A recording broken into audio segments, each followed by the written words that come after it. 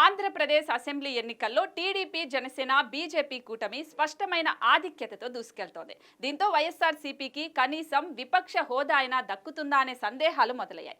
AP అసెంబ్లీలో 175 స్థానాలు ఉన్నాయి. ప్రతిపక్ష హోదా పొందాలంటే కనీసం 18 సీట్లు గెలవాలి.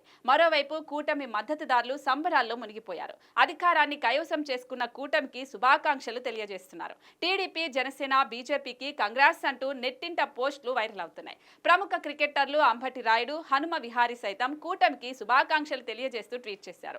ఇది ఏపీ ప్రజల గొప్ప విజయమని, రాష్ట్రానికి మంచి రోజులు రాబోతున్నాయని రాయుడు పేర్కొన్నారు. ఇది ఆంధ్రప్రదేశ్ రాష్ట్ర ప్రజల గొప్ప విజయం.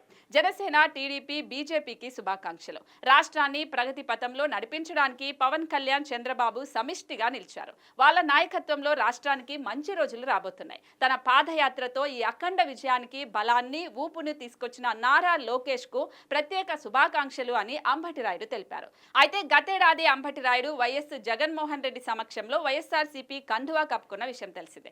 అయితే కొద్ది రోజులకే యూటర్న్ తీసుకున్నాడు. కొంతకాలంగా రాజకీయాలకు దూరంగా ఉండాలనుకున్నానని ప్రకటించాడు. కానీ ఆ తర్వాత పవన్ కళ్యాణ్ తో చర్చించి జనసేనకు మద్దతిచ్చాడు. ఎన్నికల్లో పోటీ చేయకపోయినా పవన్ కళ్యాణ్ తో కలిసి రాయుడు కూటమికి ప్రచారం చేశాడు.